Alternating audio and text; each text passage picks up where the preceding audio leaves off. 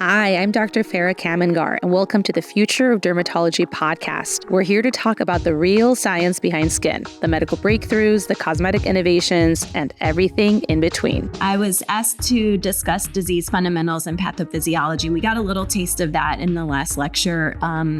Let's see. So these are my disclosures. I do serve as a consultant and serve on advisory boards. I do a lot of clinical trials. And also royalties from Up to Date. And then my real disclosure is that I'm a B-cell nerd. So I know you just heard maybe this is kind of a T cells are really important in bullous pemphigoid. I'm gonna tell it from the B cell side. I do mention T cells, but that's just my background. So before we get started, this is just one reminder slide that even though we often lump pemphigus and pemphigoid together, those nerds of us really focus in on what makes them different because it really does matter in the clinical presentation as well as the treatments that we have for these patients. So, remembering that pemphigus definitely antibody mediated, binding to the intercellular spaces and causing intraepithelial splitting with these flaccid blisters. Oftentimes it doesn't have a lot of inflammation. And then pemphigoid, on the other hand, lots of inflammation in our biopsies, as we know, eosinophils and neutrophils. And then we see that subepidermal split leading to those very tense blisters. And then that erythematous background or eczematous background that we often see, that is really what sets pemphigoid apart. And that's what we're really going to get into today is all the inflammatory stuff that's happening in addition to just the blister formation. So this is going to be our home base slide as we go through this dense material. And it really does highlight how complex all of this is, but we're going to take it step by step. So we're going to start by talking about the autoreactive B cell contribution, then move on to the autoantibodies and the target antigens, then move on to the cells that play a major role in the inflammation, and then finally all the inflammatory mediators of itch, mediators of basement membrane zone degradation. So we'll kind of take it in these 4 steps, but again, this will be our home base slide. So again, we're going to start with B cells. Again, I already told you those are my favorite lymphocytes, and so we're going to focus in on this part. Okay, so when we think about B cells are born in the bone marrow. Your body makes all these different specificities of B cells, not even knowing what it's going to need out there in the periphery. So the bone marrow makes all these, and we have these regulation mechanisms in check, which essentially means that there's testing that happens along the way. And if any of these B cells are autoreactive, there's a lot of these regulation mechanisms. So this was like all the stuff I did my PhD on, so I can't help but get a little bit, nerdy about it. But anyway, what we know in certain diseases like lupus is that these regulation mechanisms are broken. And so the bone marrow is letting out all these different autoreactive B cells. And in pemphigoid, we don't think it's broken. We think one little naughty B cell kind of slips through. So in general, most patients don't have a bunch of different autoantibodies. They have, 1 or 2 B cell clones that are really responsible for causing the disease. But anyway, the B cell gets out of the bone marrow, goes into the spleen or lymph nodes where it meets its antigen at some point, its antigen at target. Then it goes into a germinal center, which is really where the B cell T cell interactions happen. This is where you have all the exciting things that happen with the expansion of the B cell population, focusing in on really making sure that those B cells recognize their antigenic target. And then out of the germinal center, you have memory cells and you have antibody secreting cells. And so this is true for any B cell, not just autoreactive B cells. It's just autoreactive B cells follow the same pathway. And of course, when there's memory, you're always exposed to the antigens because they're self-antigens. And so it's a really difficult process to kind of shut down there. Once the antibody secreting cells are there, of course, they're secreting the antibodies. The antibodies bind to their antigenic target, which here is along the basement membrane zone. And then this is really what we're going to talk about next. But what happens after those autoantibodies bind? Okay, so that was the B cell side of things. Now we're moving to the autoantibodies. So we're going to focus in on this part here. So the autoantibodies will go into detail, but come in different classes and subclasses. And again, you're probably dusting off the immunology basic science part of your brain, but we'll go through what these different classes and subclasses, what properties they have, and how that makes them, what they do and both pemphigoid a bit unique. And then also what antigens do they bind? Because of course that's important too. So antibody class, subclass is important, as I said. So IgG, just as was mentioned before, is like what we kind of grew up learning, right? IgG and C3 at the basement membrane zone. So it's true 95% of BP patients, probably more, will have positive IgG at the basement membrane zone on the direct immunofluorescence. And what most of the time, if you just order a direct immunofluorescence, you're not going to get is it IgG1 or IgG4? And the truth is BP can have both. So IgG1 fixes complement and is responsible for, again, that C3 that we see there on the direct immunofluorescence. Most of what we think happens in pemphigoid in terms of the downstream pathophysiology is related to that complement-dependent inflammation that happens. IgG4s can also be present and does not fix complement. And there are indeed complement-independent pathways of inflammation, blister formation in bullous pemphigoid, but it's felt to be less than the complement. So IgG1, more predominant. And then IgE, which is really interesting, if you order a DIF, most labs are not routinely doing IgE as well. It's not part of the standard panel, but 70% of untreated bullous pemphigoid patients will have elevated serum IgE. Again, we don't routinely check for that. And 41% will have IgE at the basement membrane zone on direct immunofluorescence if you look. And so we really are starting to better understand, again, the role of IgE. We know that it plays a role in itch and eosinophil recruitment. So we'll get into that a little bit more. So what's the target antigen of these autoantibodies? So the two big ones, right? BP180, BP230. This is I drew this a long time ago in PowerPoint. So, but it still near and dear to my heart. But so this blue box here is the basal keratinocyte.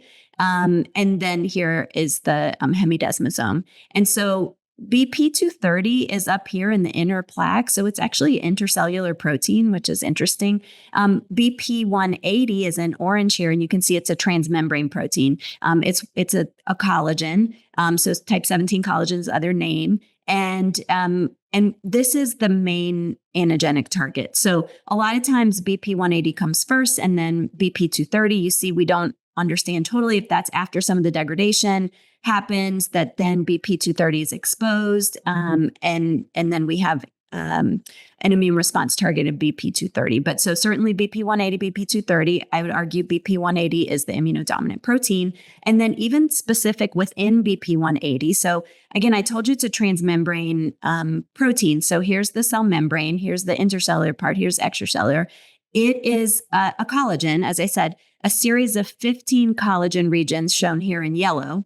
And then there's the non-collagenous regions here, so in black. But the main one is the non-collagen region 16A. So this little part that's actually pretty close to the cell membrane, that is the immunodominant epitope when it comes to these antibodies. So you could have antibodies probably down here, less likely to be pathogenic, where antibodies that are targeting this NC16A domain, incredibly pathogenic. A lot of this was confirmed with murine mouse models. And what we do know is that antibodies to the NC16A domain, whether it be IgG or IgE, correlate to disease activity. So it really is, and a lot of this, again, very dense material, but it's just because you might hear this come up in subsequent talks or like the testing and what is NC16A? Now you know what it is. Okay, so we're going back to our home base slide. And now we're going to move into the cells that play a role. And there are a lot of them. And this is where things get messy, right? Like we love to tell a story like this happens first, and then this happens, and then this. Now is where like all the things start happening all at the same time. We were trying to keep it simplified. So we're going to focus on the mast cells and the neutrophils, eosinophils, and then T cells. Okay, so these are the cellular infiltrate that we see in pemphigoid and the cellular players. So mast cells, accumulate in early BP lesions, and both complement and IgE binding. So they're coded, they have the IgE, high affinity IgE receptor on their cell surface, and IgE binding and complement can cause degranulation. And when degranulation happens, they release mediators of itch like histamine, but also a lot of these type 2 cytokines, IL-4, IL-5, and then tryptase. So again, some of these proteases. A lot of the work that has proven that these cells or these different cytokines play a role is done through mouse models. So in particular, mice lacking mast cells do not develop BP upon passive transfer. So they really are felt to be critical.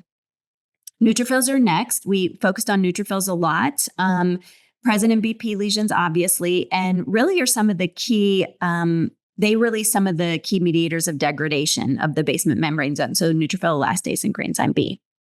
Then we have eosinophils, right? So super interesting backstory again on the basic science side is that for the longest time, we didn't pay too much attention to the eosinophils. We knew they were there in skin biopsies, like patient samples, and that eosinophilia was present, but the mouse models did not have eosinophilia. And it has to do with just differences in the Fc epsilon receptor. And so a lot of new mouse models have that corrected, but that's why we didn't have as much basic science around the eosinophils. But eosinophils play a huge role. Eosinophilia present in 50 to 60% of patients and correlates with disease activity. And I don't know about you all, but when I have patients on some of our systemic medications that require blood work monitoring, I always do a CBC with diff. Because I like to see if there's eosinophilia in these patients. And certainly if you have somebody untreated, you're likely to see it. As you treat them, the eosinophilia often improves. But if I'm about to stop a medication, I will look at this sometimes as a predictor of who might flare, looking at that eosinophilia. Of course, the eosinophils are recruited by eotaxin and activated by IL-5, and they release a lot of, again, mediators of degradation like matrix metalloproteinase 9, ACP, and then mediators of itch like IL-31. Next, finally, is the Th2 cells. So differentiation is activation by these pro-inflammatory cytokines, Th2 cytokines, and then they secrete those same cytokines. So it's this positive feedback loop. They also stimulate B cell proliferation. Okay, so we have now the key cellular players, and I did discuss a little bit about what they secrete. But now we'll move into the mediators of inflammation, degradation, and itch. And so now instead of focusing on the cell types, we're going to focus on all the cytokines and proteases. So I broke it up into 3 categories. So the first are the inflammatory mediators. And again, these are the key players. You've heard about them. We know that they're important in a lot of Th2 diseases. But I always think like, well, what cell is making that cytokine and what is that cytokine actually doing? So we just focus on the big 4 here. IL-4, again, produced, I just told you, by Th2 cells, but can also be produced by mast cells and eosinophils, and really leads to, again, all of this is this big positive feedback loop. So B cell activation, proliferation, and this is the cytokine that tells the B cells to class switch to IgE. Which is really important. And then Th2 differentiation. IL-5 is huge for eosinophil recruitment and activation. IL-13, again, another one that causes class switch to IgE. And then eotaxin is produced by many cells, but that's what really helps recruit those eosinophils.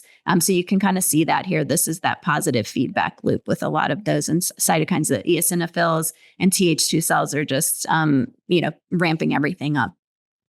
The next is going to be the itch mediator. So this is a really interesting area where I think we're going to see a lot of development and more research coming. But, we know that we always think, I just told you mast cells release histamine, but we know antihistamines don't work that well for pemphigoid itch. And it's really because the itch is due to a lot of other things. So these are some of the buzzwords here. So IL-31, again, released by Th2 cells, mast cells, and eosinophils.